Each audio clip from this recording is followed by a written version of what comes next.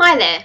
Today we're going to look at and gain a brief understanding about John Keats, historical poet of the Romantic era, who wrote intense and vivid poems, many of which deal with beauty and its inevitable passing.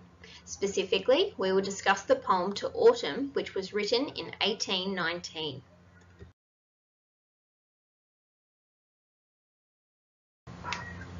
Born in London in 1795, Keats lost both his parents as a young person.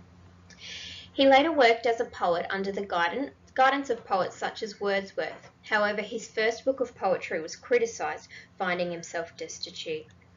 Keats believed that a person could communicate thoughts and feelings directly and make fleeting moments of pleasure permanent if you could find the right combination of words, and this is reflective in his work. Keats lived a short life after being diagnosed with tuberculosis in 1818, dying 3 years after this.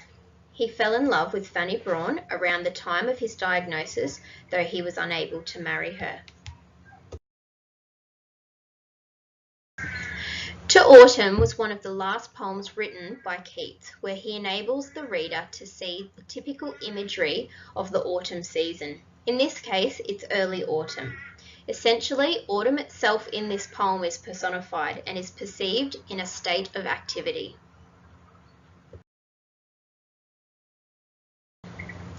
The first stanza of the poem describes autumn's abundance and intimacy with the sun, with whom autumn ripens fruits and causes late flowers to bloom. It's all about the sights of autumn. The second stanza describes autumn as a female goddess. This stanza refers to the characteristic activities of autumn. In the third stanza, autumn is seen as a musician. It focuses on the sounds of autumn. With this context and knowledge in mind, you now need to go and read the poem for yourself, and remember to define any unfamiliar vocabulary as you read. After you have read it, answer these questions on this slide to help you with your understanding of the poem. Write your answers on your copy of your poem or in your English books. Don't forget, you also need to try and identify the key devices listed here. It's important to not only annotate the poem and identify the devices, but to also try and identify and take note of the enduring message.